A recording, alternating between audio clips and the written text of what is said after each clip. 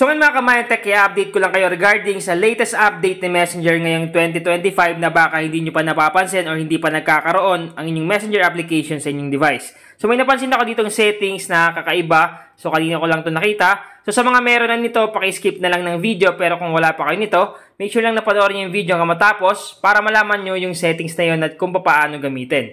So unang-una sa lahat, kailangan muna natin i-update yung ating Messenger application in case man na hindi pa updated. Para ma-update, pumunta lang kayo sa Play Store. So once na makita nyo na yung Play Store, click nyo lang. Then pag nag-open na yung Play Store, sunod natin gagawin is i-click lang natin itong search button dito sa baba. Click natin. Click natin itong search bar sa taas at i-type lang natin dito yung Messenger. So once na ma-type na yung Messenger, search mo lang. Automatic lalabas yan dyan.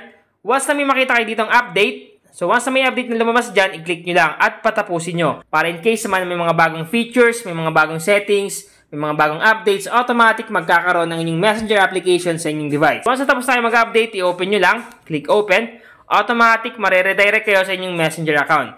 Ngayon na nga ba yung sinasabi ko sa inyong bagong features dito. So ang gagawin mo lang is i-refresh mo lang yan. Para ma-refresh mo yan is swipe down mo lang. Swipe down, lumabas yung bilog dyan. Pag ma-refresh, may lalabas dyan sa taas na all, unread, groups, and 3 dots. So yan yung napansin ko dito na bagong update ng Messenger. Meron ng all, unread, groups, and 3 dots. So ano nga ba to? So dito sa all, pag click mo yan, syempre makikita mo dyan yung mga Messenger friends mo at palitan nyo ng conversation. Dito naman sa unread, pag click mo yung unread, click natin, automatic lalabas dyan yung mga hindi mo pa nabasa na message ng mga kaibigan mo or nakaligtaan mo.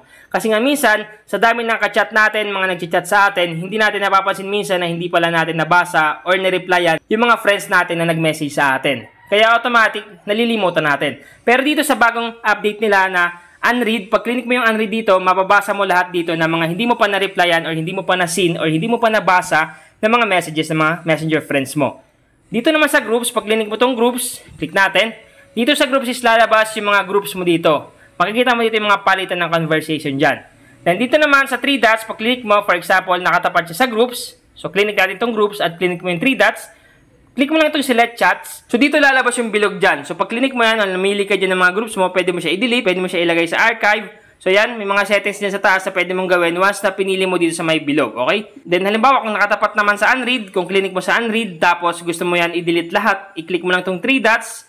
Then select chats. Pwede mo yan i-select yung mga bilog dyan na gusto mo i-delete ng mga messages na hindi mo pa nababasa. Ganon din sa all. Same lang yung gagawin. So napakalaking tulong nitong update ng Messenger ngayong 2025. So sana nakatulong tong vlog ko ngayon. Once again na Mindtech PH, thank you and God bless all.